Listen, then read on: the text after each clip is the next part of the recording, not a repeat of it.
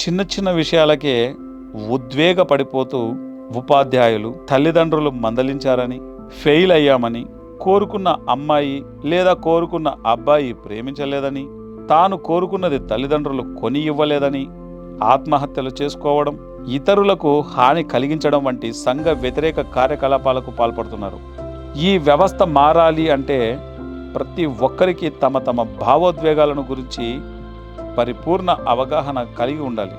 వాటి సృష్టి, వాటి స్థితి, వాటి లయల పట్ల వారికి చక్కటి పట్టు ఉండాలి. అందుకే గుర్జియేఫ్ అనే ఆధ్యాత్మికవేత్త జీవితంలో అత్యంత ముఖ్యమైన నిర్ణయాలు తీసుకునే సమయంలోనూ, మరి ఏదైనా నెగటివ్ ఎమోషన్స్తో ఎదుటి వ్యక్తి మీద రియాక్ట్ అవుతున్నప్పుడు అది ఎటువంటి రియాక్షన్ అయినా సరే 24 గంటల తర్వాత చేయాలి అంటారు.